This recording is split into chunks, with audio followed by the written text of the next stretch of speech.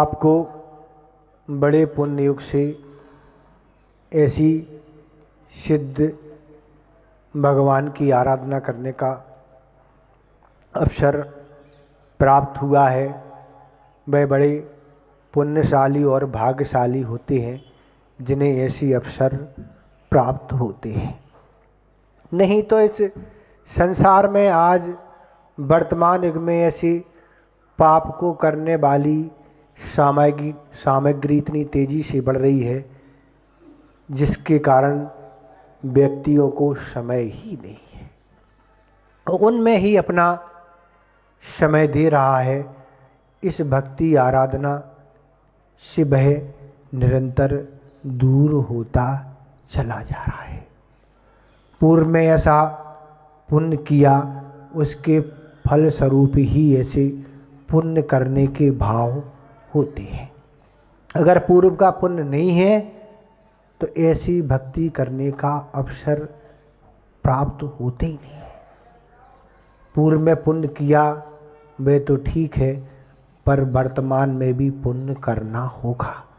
अगर आगामी जीवन को सुंदर बनाना है तो उसके लिए भी पुण्य की आवश्यकता है। आचार्य महाराज एक उदाहरण देते हैं कि पहले के ज़माने में, आज के ज़माने की बात अलग है। आज तो होटल का ज़माना है, पर पहले होटल नहीं होती थी। तो आचार्य श्री कहते थे कि पहले के लोग जब भी घर से बाहर जाते थे तो अपना भोजन पानी सारा साथ में ले जाती थी, और ज़्यादा दिन को जाना तो जो बनाने वाली रसोई है, जो सामग्री है, उसको भी साथ में रख के ले जाती थी। और भोजन का जहाँ समय हुआ तो खोल के भोजन कर लेती थी और तैयार कर लेती थी। पर आचार्य जी कहते आज का ज़माना अलग है। आज का ज़माना तो क्या आ गया है, कार्ड का ज़माना है।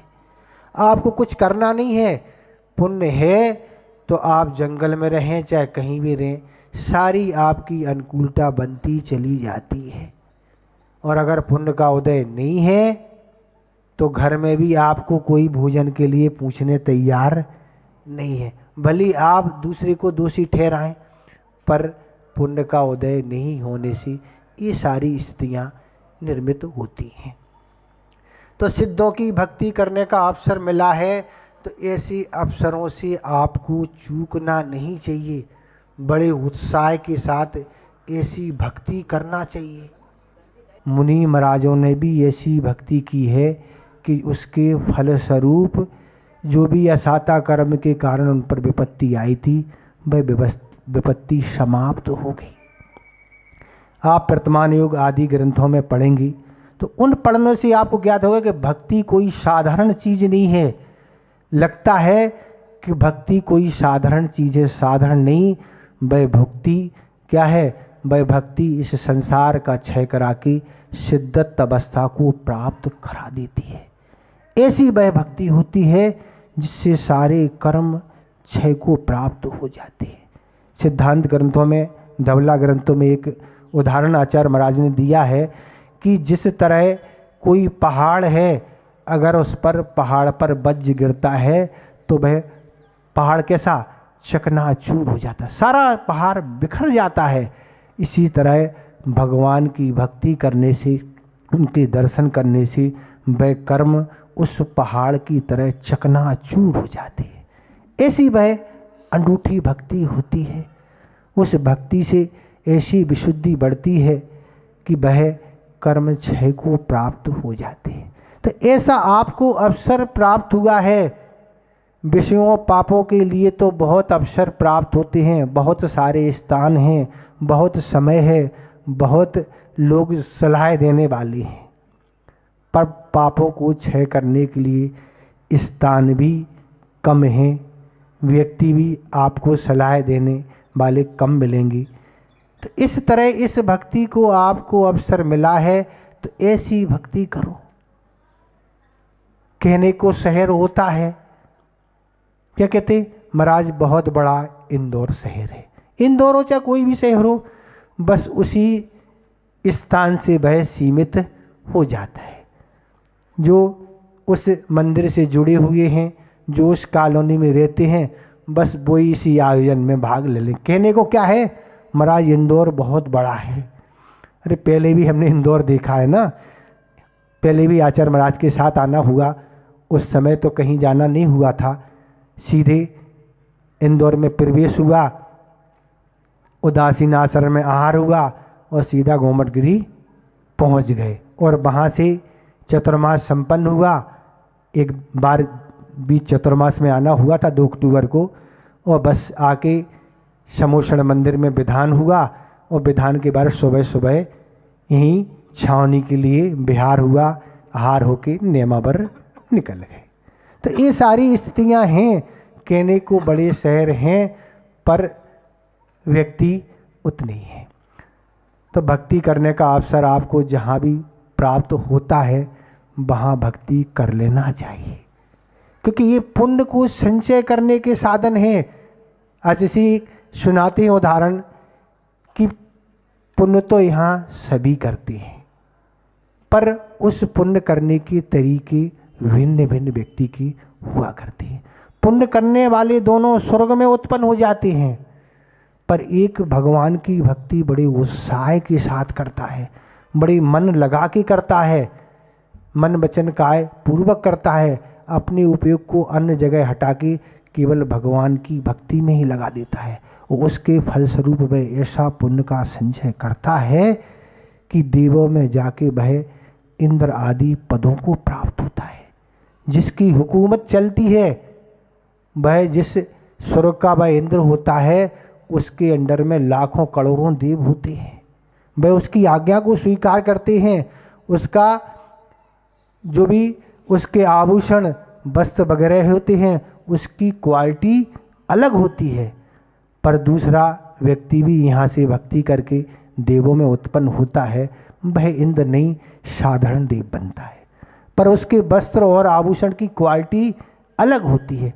वह किसी को हुकूमत नहीं दे सकता, उसके अंडर में कोई नहीं रहता है, वह इंद्र के ही अंडर में रहता है।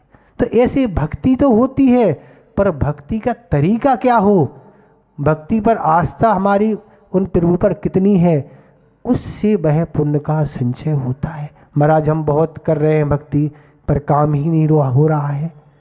तो भक्ति पूरी आस्था और मन लगा के करते हैं, देखो आप क्या चमत्कार होता है। ऐसी भक्ति करने वाले कि ऐसे पुण्य का संचय होता चला जाता है।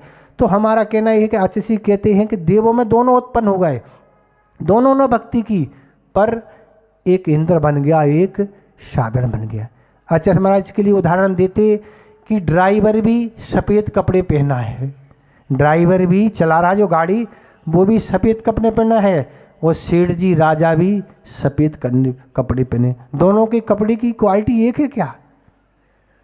जो सेठ जी पहने हैं उसके कपड़े की कीमत क्या है, और ड्राइवर जो पहने हैं उसकी कीमत क्या है? सफ़ेद होते हुए उसमें बहुत अंतर है। इसी तरह ये सब भक्ति का ही प्रभाव होता है। भक्ति के कारण जो पुण्य संचय होता है, उसकी जो क्वालिटी होती है, उस क्वालिटी के कारण ही वह आगामी जीवन में सब चीज़ें मिलती हैं। तो ऐसी भक्ति जब होती है तो गृहस्थों के तो अनेक उदाहरण हैं ही, पर आचार्यों ने भी इस भक्ति का सहारा लिया। आचार्य मांगतुंग महाराज पर जब विपत्ति आई, राजाओं ने सांकलों से जकड़ दिया, तब उन्होंने भी क्या किया? राजा को नहीं बुलाया कि हमारी सांकलें दूर करो। किसी गृहस्थ को नहीं याद किया, किसी को भी याद नहीं किया कि हमारी, और उन्होंने उन ताला तोड़ने के लिए कोई हथौड़ा भी नहीं उठाया, पर उन्होंने भक्ति रूपी हथौड़ा जरूर उठाया, और उन्होंने सीधी आदिनाथ भगवान की स्तुति प्रारंभ कर दिया। जिसकी पहुंच राष्ट्रपति और प्रधानमंत्री तक हो, वह चपरासी से क्या बात करेगा क्या? नहीं, हमारी भक्ति तो सीधी आदिनाथ भगवान से प्रारंभ होगी। हम किसी भी गृहस्थ और राजा से किसी तरह की याचना नहीं करेंगे, विनती नहीं करेंगे, हम ऐसे प्रभु की भक्ति करेंगे। और उन्होंने ऐसे आदिनाथ भगवान की स्तुति प्रारंभ कर दी। उसके फल स्वरूप क्या हुआ चमत्कार आप सबको ज्ञात है। तो ये भक्ति का ही प्रभाव था कि सारे जो भी बेड़ी और हथकड़ी आदि टूट गईं, सारे तारे टूट गए और वह बाहर आ गए। तो आचार्य कहते हैं कि सम्यक दृष्टि का ऐसा पुण्य होता है, उसकी ऐसी भक्ति होती है कि जब वह सम्यक दृष्टि पर कोई आपत्ति आती है तो देवों के जो आसन होते हैं वह हिलने लगते हैं। और हिलने से वह अवधि ज्ञान से जानते हैं कि क्या हो गया है। तो अवधि ज्ञान से जानते हैं कि हमारे जो भगवान का भक्त है, आस्था रखने वाला है, उस पर अभी विपत्ति आई है। तेव आके तुरंत उसकी वह विपत्ति को दूर करती है। ऐसी विपत्तियां होती हैं। आचार्य कुमुद चंद महाराज ने भी ही भक्ति का सहारा लिया, कल्याण मंदिर स्तोत्र की रचना कर दी। आचार्य वादी राज महाराज ने भी एक ही भाव की रचना कर दी। ऐसे धनंजय कवि गृहस्थ के रूप में धनंजय कवि ने भी वह स्तुति विशापहार स्तोत्र की रचना कर दी, जब उनके बालक को सर्प ने डस लिया, उससे मूत्र। ऐसे अनेकों प्रसंग आपको भक्ति के इस ग्रंथों में मिलेंगे और उसके फलस्वरूप ये सारी चीज़ें हटती चलेगी। पर हो भक्ति क्या? भक्ति सच्चे देव शास्त्र गुरु की हो, किसी की भी भक्ति नहीं। हम किसी की भी भक्ति करना लग जाए महाराज हो जाएगा, नहीं। जो सच्चे देव शास्त्र गुरु होते हैं, जो 18 दोषों से रहित ऐसे देव हैं, उनकी आराधना करना। और ऐसे गुरु होते हैं जो निर्घंत, ऐसी जनवाणी होती है, ऐसी उनकी भक्ति करने से ऐसी चमत्कार हो जाते हैं कि आप स्वयं विश्वास नहीं कर पाएंगे कि क्या हो गया हमारे जीवन में। हम आपको सच बताएं कि वस्तु में मैं अपने जीवन में कुछ नहीं सोच पाया कि हम कभी भी इस दिगंबर मुद्रा को धारण कर सकेंगे, क्योंकि जैन होते हुए मैंने कभी जैन समझे ही नहीं अपने को। कोई मंदिर जाना कोई काम नहीं, पर मैंने एक प्रभु की भक्ति ही की, उसके फलस्वरूप ये हमें अवस्था प्राप्त हो गई।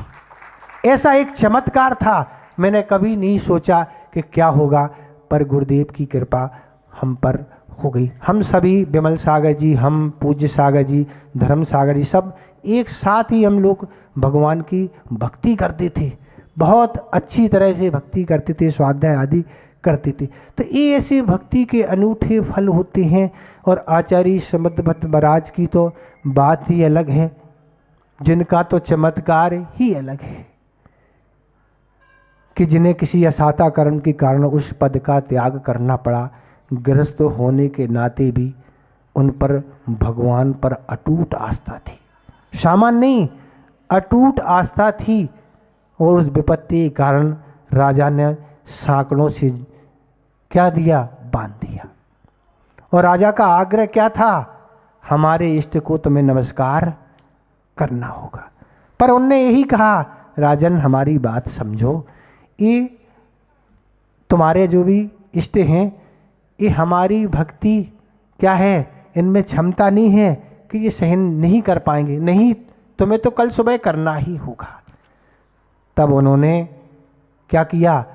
स्वयंभू स्तोत्र की रचना प्रारंभ कर दी। आदिनाथ भगवान शिव उन्होंने प्रारंभ किए, स्वयं भवाभ होते ये भक्ति करते चले गए। आदिनाथ और अजितनाथ से लेके सुपारसनाथ, और जैसे ही चंदा प्रभु भगवान का नंबर आया और उस स्तुति करते उनने बंदे ही बंदे शब्द बोला, क्या होगा? वह इष्ट फटके चंदा प्रभु भगवान प्रकट हो गए। ये भक्ति का ही प्रभाव था। और वह राजन उनके चरणों में गिर गया, उसको भी लगा क्या हो गया। उसने भी जैन धर्म को स्वीकार कर लिया, प्रजा ने भी जैन धर्म को स्वीकार कर लिया। ऐसी भक्ति होती है जिन्होंने एक रात में स्वयं भी स्तोत्र बना दिया, जिसमें 143 श्लोक हैं, 24 तीर्थंकरों की जिसमें स्थिति है। आचार्य महाराज जिसको दिन में 3 बार पढ़ते हैं, सुबह तो पढ़ते ही हैं, और दोपहर में भी पढ़ते हैं और शाम को भी 3 बार नंदीश्वर भक्ति, 3 बार सामायिक पाठ और 3 बार स्वयंभू स्तुति, लगभग जिसमें 30 मिनट लगती हैं स्वयंभू स्तुति पढ़ने में। तो ऐसी भक्ति अनूठी होती है। तो ऐसे आचार्य महाराज ने भक्ति के प्रसंग को लेके एक बार कहा था कि आज आत्मा में तो मन लगता नहीं, आज तो ऐसी भगवान की भक्ति करना प्रारंभ कर दो, वही सबसे सरल है। आत्मा में तो आज गृहस्थों को आत्मा का ध्यान तो होते ही नहीं।